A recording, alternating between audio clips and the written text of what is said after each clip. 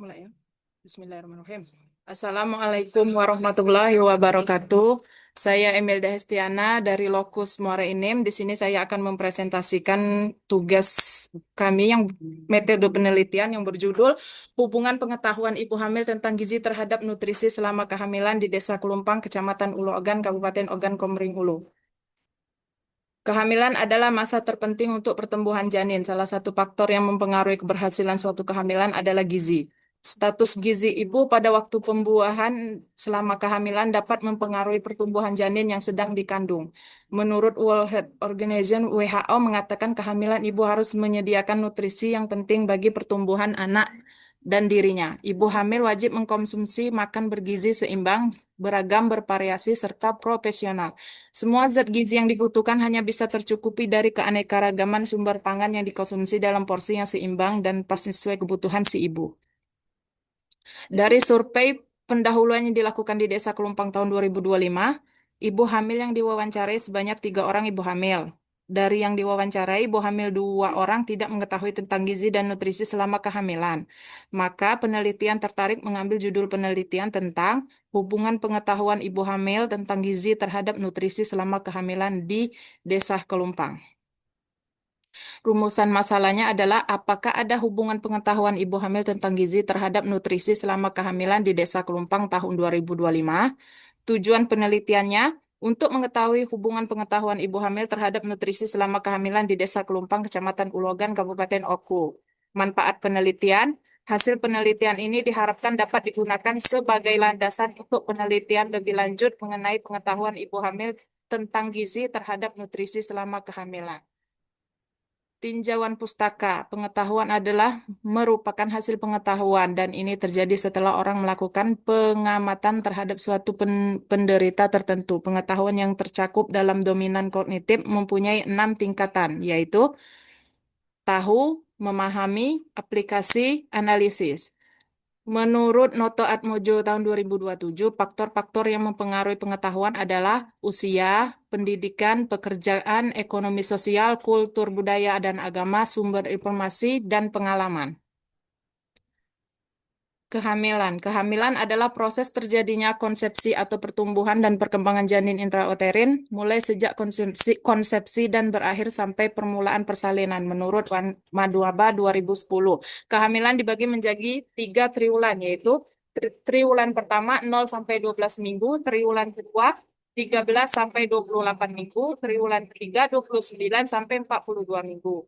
Tanda-tanda kehamilan yang dapat menegakkan kehamilan menurut Kusmiati 2008 dengan melakukan penilaian terhadap A minor, terlambat datang bulan, mual muntah, mastodinia, keluhan kencing, konstipasi, perubahan berat badan, perubahan temperatur basal, perubahan warna kulit, perubahan payudara, perubahan uterus, dan 11 tanda Piskasek.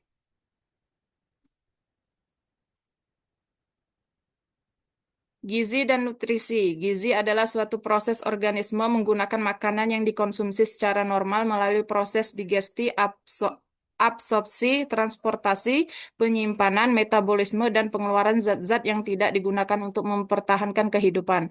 Pertumbuhan dan fungsi normal dari organ-organ serta menghasilkan energi, sedangkan nutrisi adalah zat dalam makanan yang dibutuhkan organisme untuk dapat tumbuh dan kembang dengan baik sesuai dengan fungsinya. Nutrisi diperoleh dari hasil pemecahan makanan oleh sistem pencernaan dan sering disebut dengan istilah sari-sari makanan.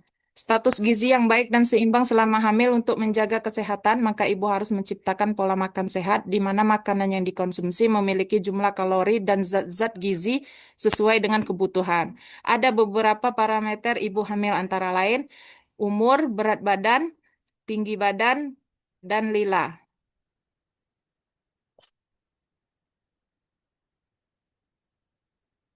Desain dan metode penelitian. Penelitian ini menggunakan desain penelitian deskriptif korelatif, yaitu suatu metode penelitian dilakukan dengan tujuan utama untuk membuat gambaran atau deskripsi tentang suatu keadaan secara objektif. Penelitian ini menggunakan pendekatan cross-seksional. Lokasi penelitian dilakukan di Desa Kelumpang. Adapun alasan pemilihan lokasi ini atas dasar pertimbangan bahwa di desa ini tersedia ibu hamil dan kurangnya pengetahuan ibu hamil tentang gizi terhadap nutrisi selama kehamilan. Populasi dalam penelitian ini, seluruh ibu hamil yang ada di Desa Kelumpang. Dalam penelitian ini, sampel yang dilakukan adalah seluruh ibu hamil trimester 1, 2, dan 3. Pada waktu penelitian dilaksanakan yaitu dengan teknik accidental sampling. Pengelola dan analisis data. Data yang dikumpulkan diolah dengan cara manual dengan langkah-langkah sebagai berikut. Proses editing, dilakukan pemeriksaan atau pengecekan kelengkapan data yang dikumpulkan. Dua, proses coding. Tiga, tabulating untuk mempermudah pengelola data dan analisa data serta pengambilan kesimpulan. Kemudian dimasukkan dalam bentuk tabel distribusi frekuensi. Analisis data. Teknik analisis data digunakan adalah analisis univariat. Analisis univariat digunakan untuk mendeskripsikan setiap variabel yang diteliti dalam penelitian, yaitu melihat distribusi frekuensi variabel independen dan dependen. Dua, analisa bivariat. Uji Pearson C-square digunakan untuk menguji keterkaitan antara dua variabel kategori, di mana asumsinya nilai harapan untuk lebih seminimal 5 atau lebih. Terima kasih. Baiklah, itulah hasil dari presentasi dari saya. Saya akhiri. Wassalamualaikum warahmatullahi wabarakatuh.